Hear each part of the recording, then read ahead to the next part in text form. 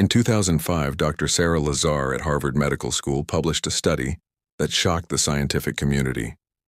Using MRI brain scans, she demonstrated that meditation doesn't just make you feel better, it physically changes the structure of your brain. Meditators had measurably thicker cortical tissue in areas associated with attention and emotional regulation. This wasn't subjective self-reporting. This was objective, quantifiable, biological change visible on brain imaging.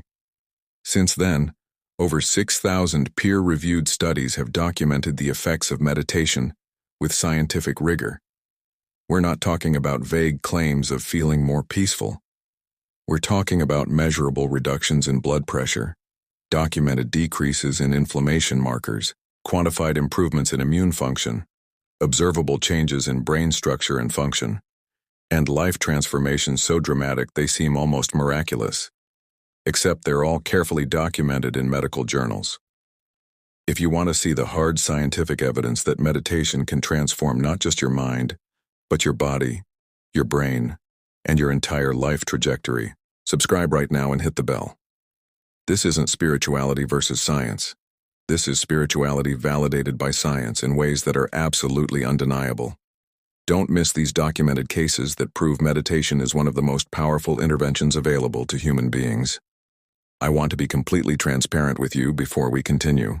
This video was created with the help of artificial intelligence for narration and visual elements, but it contains 100% rigorous academic research, careful curation of peer-reviewed scientific studies, and dedicated human work.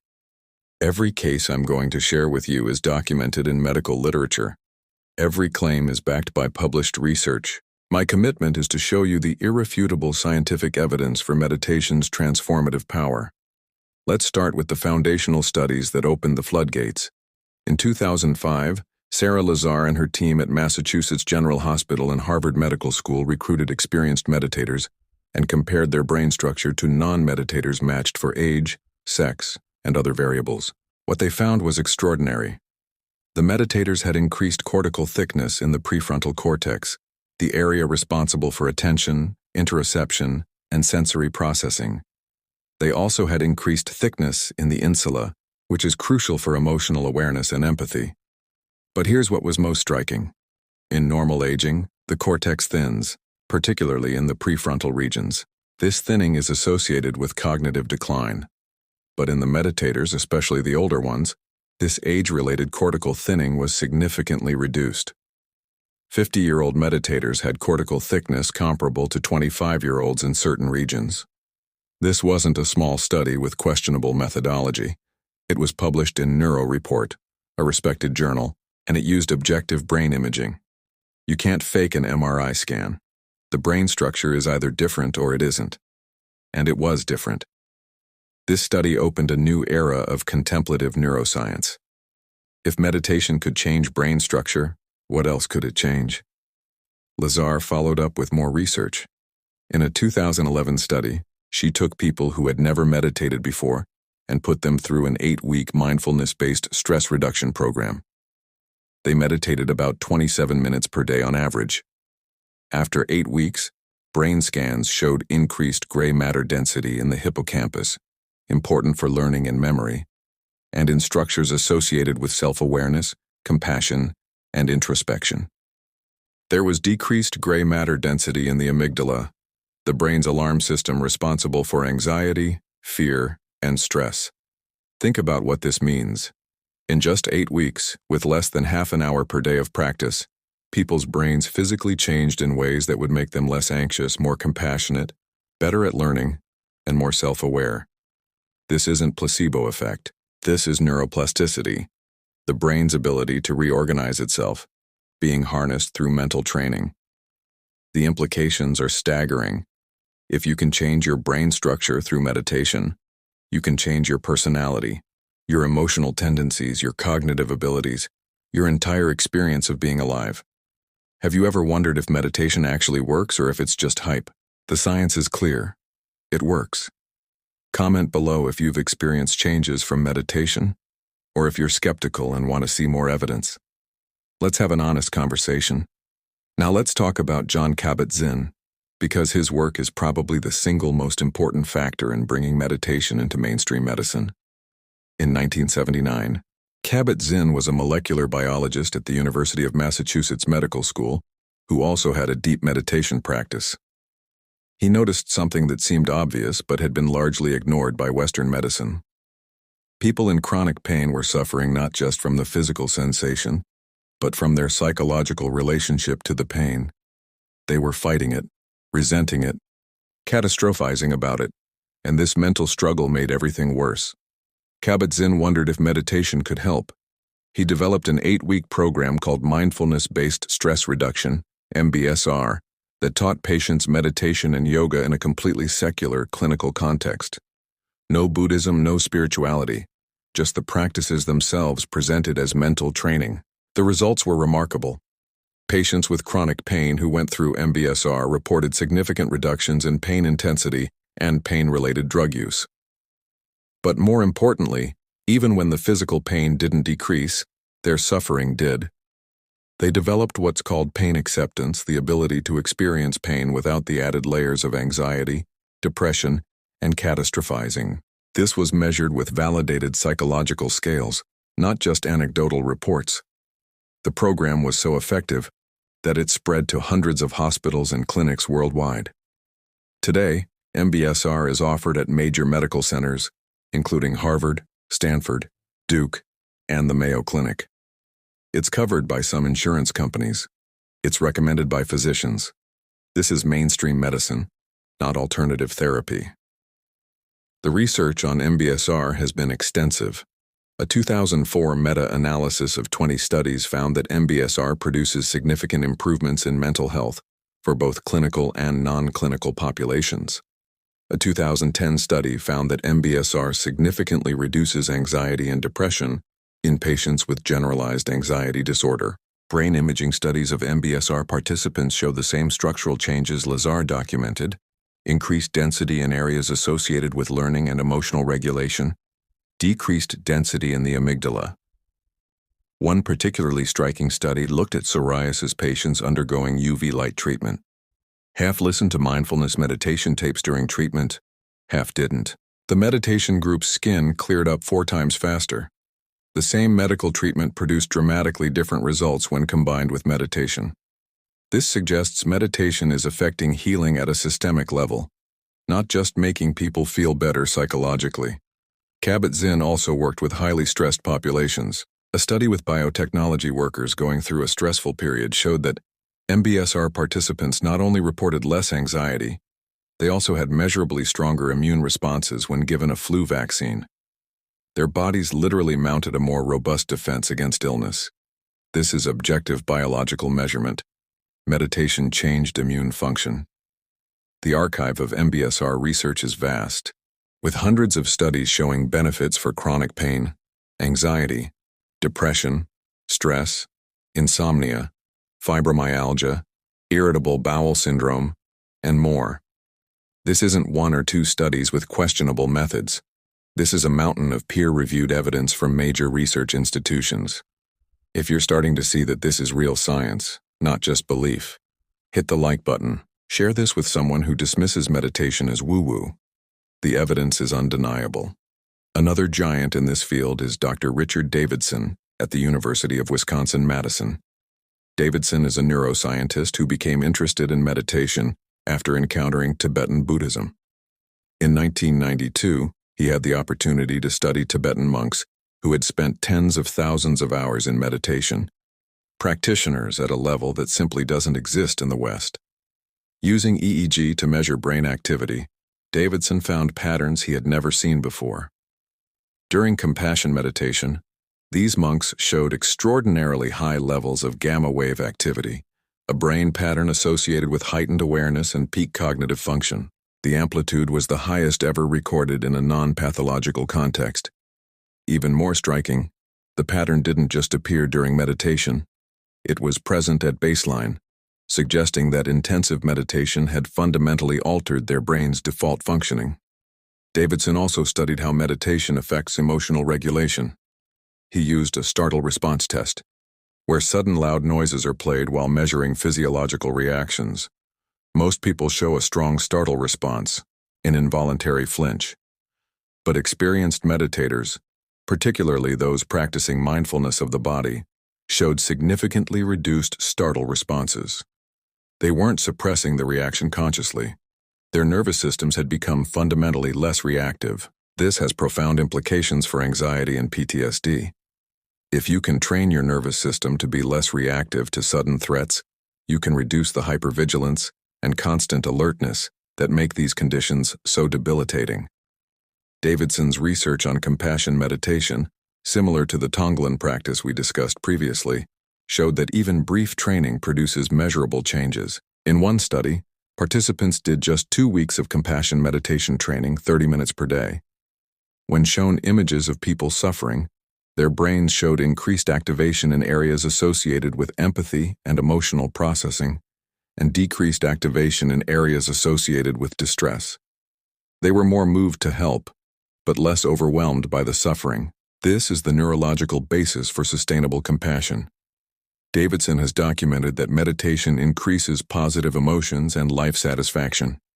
In studies measuring baseline activity in the prefrontal cortex, there's a ratio between left and right hemisphere activation that correlates with emotional disposition. More left activation predicts more positive emotions and resilience. More right activation predicts more negative emotions and anxiety. After just 8 weeks of MBSR, participants showed a shift toward left prefrontal activation. Meditation was literally shifting their emotional set point toward happiness. Now let's get into specific clinical cases, real people whose lives were measurably transformed. There's a study from the University of Massachusetts on chronic pain patients that followed them for 4 years after completing MBSR. 65% maintained clinically significant improvements in pain, pain-related limitations, and psychological symptoms. 4 years later, they were still better. One woman in the study had debilitating back pain for 12 years. She had tried every medical intervention, surgery, medications, physical therapy. Nothing worked.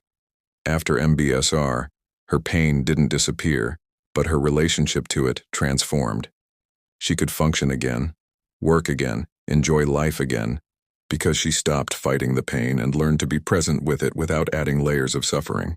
There's documented research on depression showing that mindfulness-based cognitive therapy, a variation of MBSR specifically designed for depression, is as effective as antidepressant medication in preventing relapse.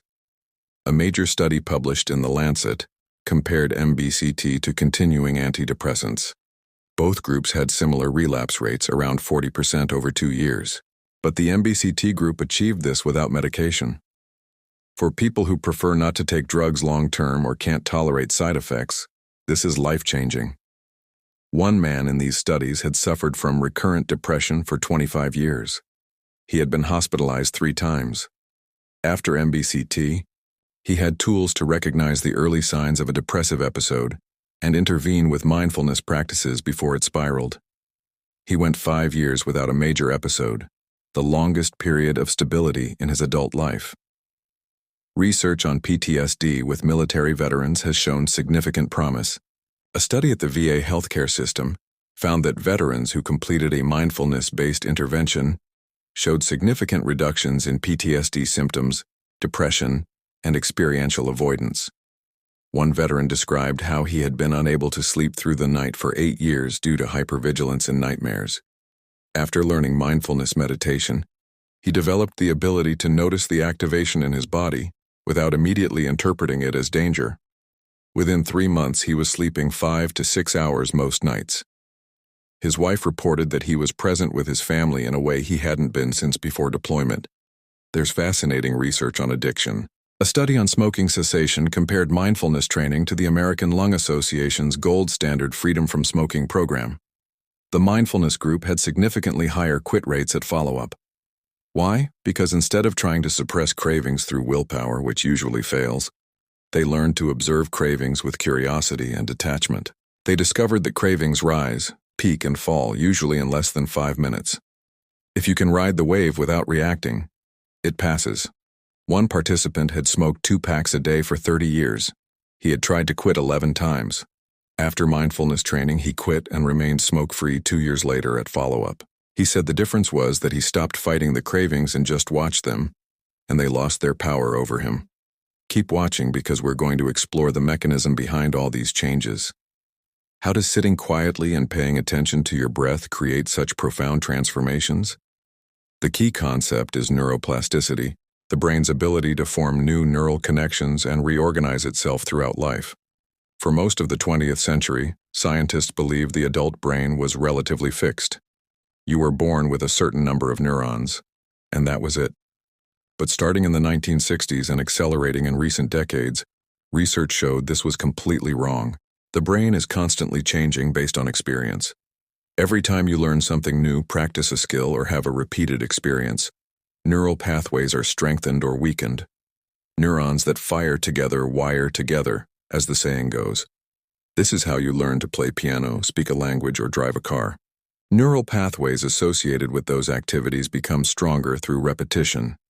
Meditation is mental training that harnesses neuroplasticity.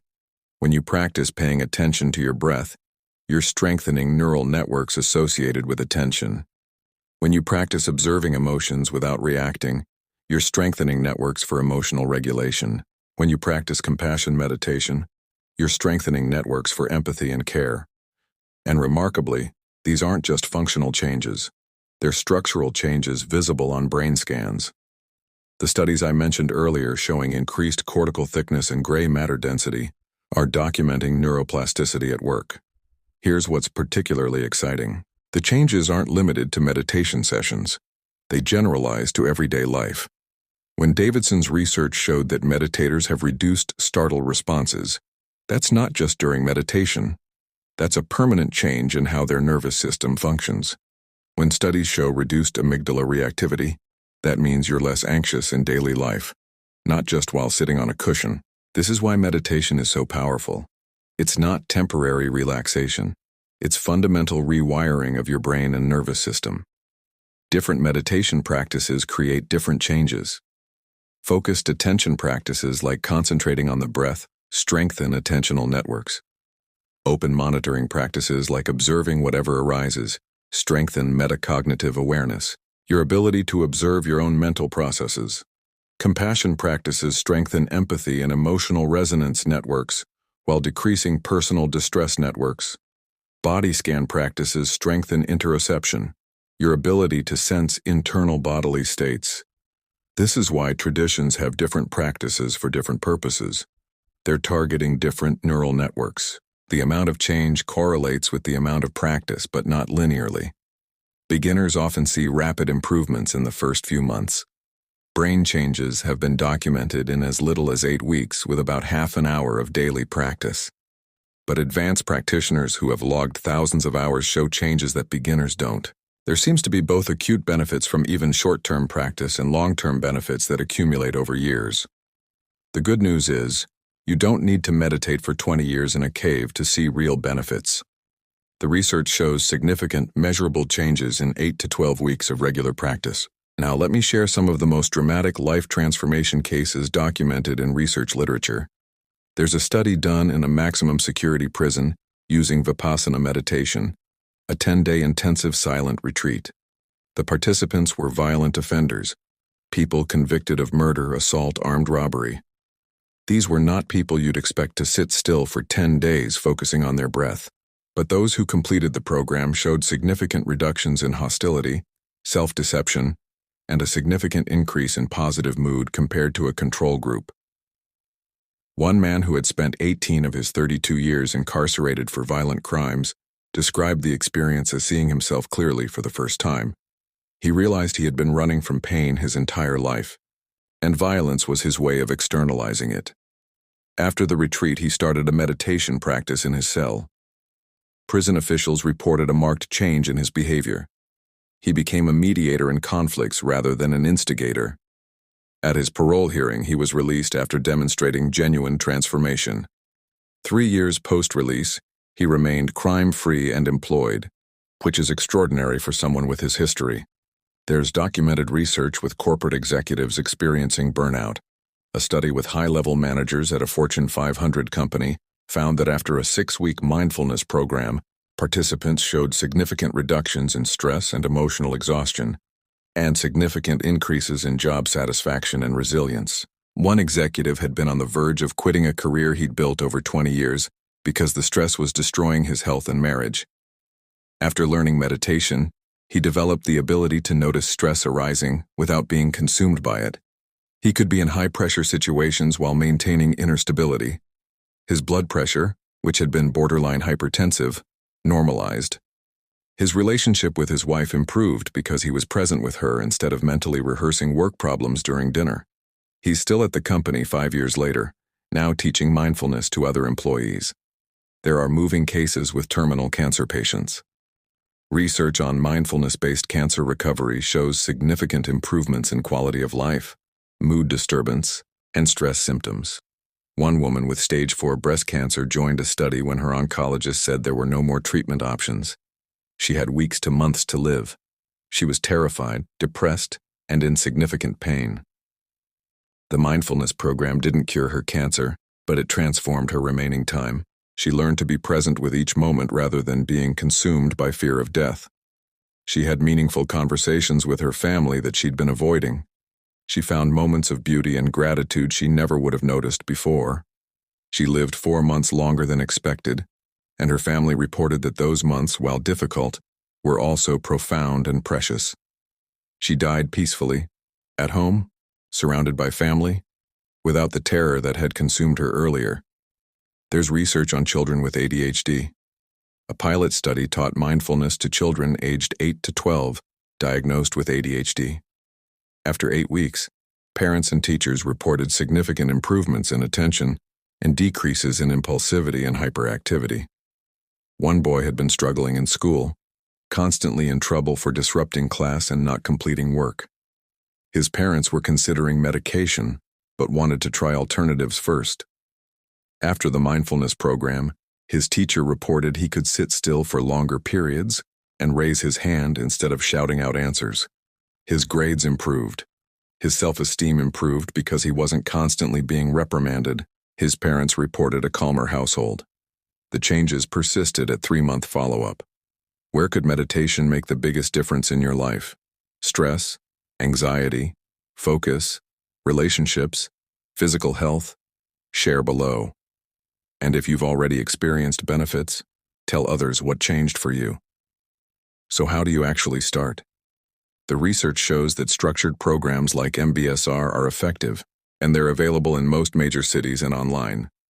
But you can also start on your own. The basic practice is simple. Set aside time each day, even just 10 minutes to start. Sit in a comfortable position. Pay attention to your breath, the sensation of air moving in and out. When your mind wanders, and it will constantly gently bring attention back to the breath. That's it. Don't judge yourself for getting distracted. The practice is noticing that you got distracted and returning to the breath. Each time you do this, you're exercising your attention muscle. Consistency matters more than duration. 10 minutes every day is better than an hour once a week. Your brain needs regular training to change. Think of it like physical exercise. You don't go to the gym once and expect to be fit. You go regularly and changes accumulate. If sitting still is too difficult initially, try walking meditation. Walk slowly and pay attention to the sensation of each step. Or try body scan meditation, systematically paying attention to each part of your body. Or loving kindness meditation, silently repeating phrases like, "May I be happy, may I be healthy, may I be safe, may I live with ease," and then extending those wishes to others. There are excellent apps that can guide you. Headspace and Calm are popular, though there are many others. There are free resources like UCLA's Mindful Awareness Research Center, which offers free guided meditations. There are YouTube channels with guided practices. The key is to start and to be consistent. Set a specific time each day. Many people find morning works best because the day hasn't gotten chaotic yet. Others prefer evening to decompress. Find what works for your schedule and commit to it for at least 8 weeks. That's the time frame where research shows measurable brain changes begin to occur. Expect challenges. Your mind will resist sitting still. You'll have days where it feels pointless. You'll wonder if you're doing it right. This is all completely normal. Meditation isn't about achieving a blissful state where your mind is empty. It's about training attention and awareness. Even difficult meditation sessions where your mind is chaotic are beneficial because you're practicing the skill of noticing and returning. Be patient with yourself. Transformation doesn't happen overnight, but it does happen if you persist. Consider joining a meditation group or class. Having others practicing with you creates accountability and support. Many Buddhist centers offer meditation instruction in a welcoming environment even if you're not Buddhist. Many yoga studios offer meditation classes. Many hospitals and clinics offer MBSR. Having a teacher who can answer questions and guide your practice is invaluable, especially in the beginning. Track your experience. Keep a simple journal noting how you feel before and after meditation. Note changes in your daily life. Are you less reactive? Sleeping better? More patient with family? Experiencing less anxiety? When you can see the benefits accumulating, it motivates continued practice. And remember, this isn't about becoming a different person. It's about becoming more fully yourself, less controlled by reactivity and conditioning, more able to respond to life with wisdom and compassion. Let me bring this all together. We've looked at hard scientific evidence from major research institutions showing that meditation produces measurable changes in brain structure and function. We've seen Sara Lazar's research documenting increased cortical thickness and the preservation of brain tissue that normally degrades with age. We've explored John Kabat-Zinn's development of MBSR and its integration into mainstream medicine, with hundreds of studies showing benefits for pain, anxiety, depression, and physical health. We've examined Richard Davidson's groundbreaking work with Tibetan monks and his documentation of how meditation creates fundamental changes in emotional regulation and resilience. We've reviewed specific clinical cases: chronic pain patients finding relief after years of suffering, depression patients preventing relapse without medication, PTSD veterans sleeping through the night, addicts overcoming decades-long dependencies, prisoners transforming from violent to peaceful, executives preventing burnout, terminal cancer patients finding peace in their final months, children with ADHD developing focus and self-control. These aren't anecdotes. They're documented in peer-reviewed research. We've explored the mechanism of neuroplasticity, how meditation harnesses the brain's ability to reorganize itself. We've seen that different practices target different neural networks, creating specific benefits. And we've established that significant changes occur in just 8 weeks with about half an hour of daily practice. This is accessible to anyone willing to commit. The evidence is overwhelming and irrefutable. Meditation works. It changes your brain, your body, your emotional life, your relationships, your health, and your entire experience of being alive. It's not magic or mysticism. It's mental training backed by rigorous science. The archive of research will only continue to grow as more studies are conducted, but we already have more than enough evidence to say with certainty that meditation is one of the most powerful tools available for human flourishing. Did this scientific evidence convince you that meditation is worth trying? Or are you already practicing and want to share your results? Comment below with your thoughts, questions, or experiences. Let's build a community of people committed to evidence-based transformation. If you want to continue exploring practices backed by both ancient wisdom and modern science, subscribe to this channel. Every week we bring you teachings and techniques that can transform your life, always grounded in authentic tradition and validated by research. Click subscribe and turn on notifications. Share this video with anyone who's skeptical about meditation or anyone suffering from chronic pain, anxiety, depression, or stress. Show them the science. Sometimes people need to see objective evidence before they're willing to try something new. This could be the information that changes someone's life. I'll close with this. The research is clear and the invitation is open. You have in your own mind and body the capacity for profound transformation. It doesn't require expensive treatments or rare interventions. It requires only your willingness to sit down, pay attention, and practice regularly. The brain you have today is not the brain you'll have in 8 weeks if you commit to daily meditation. The life you're living today is not the life you'll be living in 6 months if you develop a consistent practice. The evidence shows this beyond any doubt. The only question is whether you'll take the step and find out for yourself what thousands of research participants have already discovered. Your brain is waiting to change. Your life is waiting to transform. All you have to do is begin.